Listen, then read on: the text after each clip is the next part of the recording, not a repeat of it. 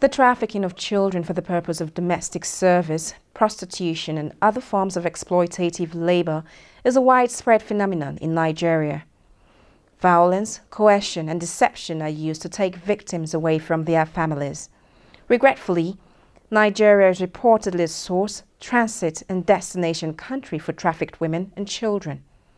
This 14-year-old girl's story is one of many.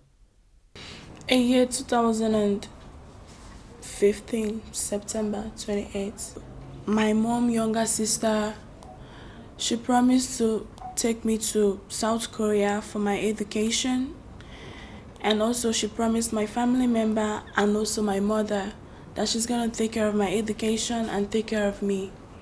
I was excited as a teenager going to abroad to study. When I got there, the situation turned very, very, very bad. I suffered in her hand. First week I stayed in South Korea, I went to a school. She couldn't afford the school fees and I was expelled. My auntie works in the factory where they do some vegetables. And the people that work there is only adults. So she asked me to work with her. The boss there asked me how old I was. She gave me a sign to say I'm 27 years old. And I said I'm 27 years old and they employed me. I suffered and I helped her and we did the job. She still hit me in that job. In Korea, my auntie don't have a steady job. I even start crying. I said, okay, auntie, take me home. I want to go home. I want to go home.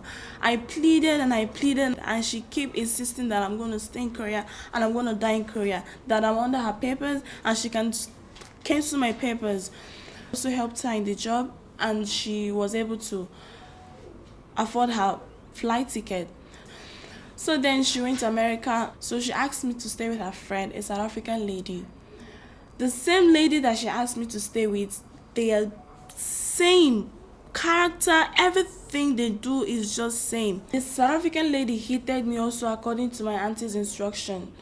So the situation was so tough for me that I have to run away from there and go to the Incheon airport.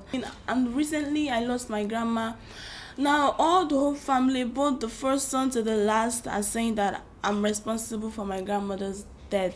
The young lady was picked up by the president of Nigerian community in Seoul and was brought to the embassy with all the stories you've heard. And it is a breakthrough in foreign affairs that this kind of a relief is coming, because we have a lot of Nigerians going through this problem. But with the recent mandate of the Honorable Minister, that when you see a Nigerian, say hello and hear from him, I think the Embassy of Nigeria in Seoul has done a great thing by intervening in this young girl's case. I want to thank our embassy in South Korea for this initiative of social responsibility and ensuring that this young girl got back to Nigeria. They handed over to me and I'm handing her over to a very comfortable and relatively secure shelter, courtesy of NAPTIP. One assurance we will give is that we're going to ensure that she's well taken care of. She wants to go back to school and she will go back to school. So we will do what we will do as the President has instructed and the Minister of Foreign Affairs, that any Nigerian in distress will be taken care of. And it's instructive that she is one of many. Child trafficking is getting more rampant. You're having members of families taking little girls abroad and they go there to suffer.